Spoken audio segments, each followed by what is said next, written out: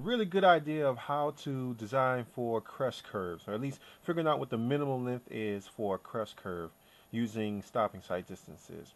However, I do want to bring your attention to something down here on your slide. It says that crest curves are limited by daylight sight line. Okay, so everything that we do has a limitation to it, and basically these your sight or what you can see is only limited by um, basically by your sight line.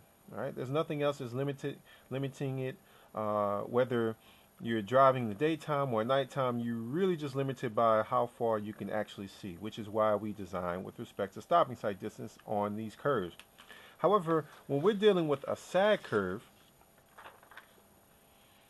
okay, if you remember, I've said before that we are really looking at these two equations here, right? This one or this one, okay? And whether or not we're going to use this one or this one depends on whether this condition is met, stopping sight distance is less than L, or this condition is met, stopping sight distance is greater than L. Now, what limits your sight on a sag curve is a little bit different. See, in the daytime, you can pretty much see as far as you want to, all right? As far as basically your sight line will take you um, on the sag curve. However, at nighttime, your sight line is really determined by what your lights, your headlights, can illuminate. So therefore, if you look down here, it says that the sag curve is limited by headlight during nighttime driving. And so that's why you see here that the equation is a little bit different.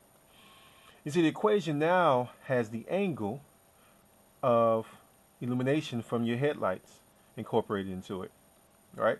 And it also has the headlight height. Okay, so when we plug this 2 feet in here and this angle in here, we end up getting this condensed version of that same equation. So sag curves are limited by the headlight during nighttime driving, whereas crest curves are really limited by anything but your sight line from your eyes.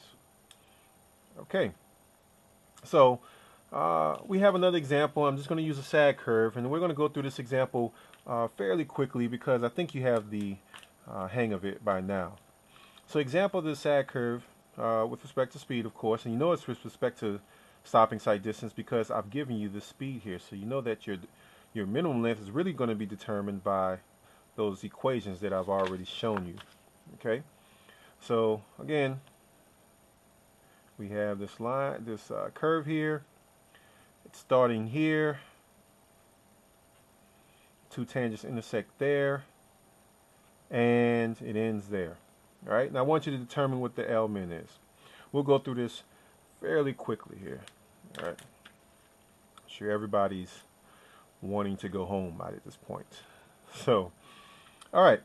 So the first thing that we need to know is basically what two equations we're going to use. Well, I'll just go ahead and write that down right now. If your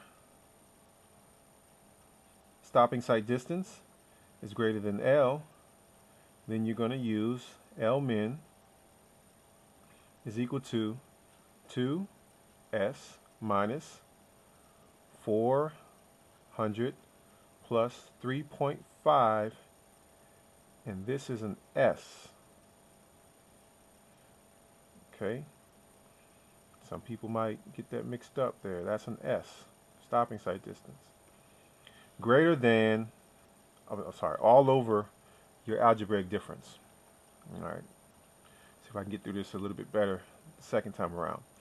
So if your stopping sight distance is less than your length, then you use an L min equation that is equal to the algebraic difference multiplied by your stopping sight distance squared divided by 400 plus 3.5 times S. Okay? So, of course, the main thing that we need to figure out here is the stopping sight distance. So let's do that. When we calculate our stopping sight distance, we end up using a stopping sight distance of 610. All right? You all should know how to do that pretty fluently now.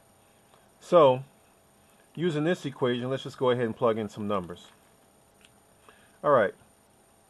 L min is equal to 2 multiplied by 610, subtract 400 plus 3.5 times 610, and divide all of that by 7. And we end up getting a number equal to 857. Okay? Using this equation here, we have L min is equal to 7 times 610 squared divided by 400 plus 3.5 times 610.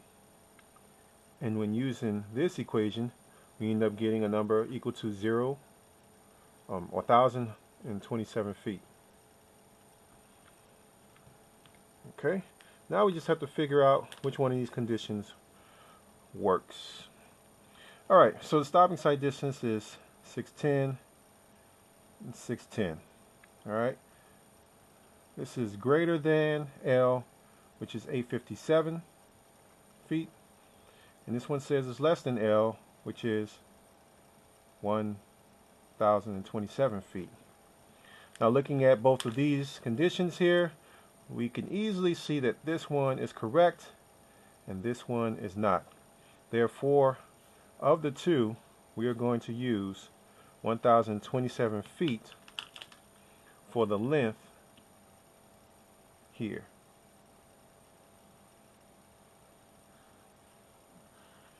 Alright, and with that, we've gone over sag curves and crest curves, designing with respect to a specific speed. And I hope this clears some things up.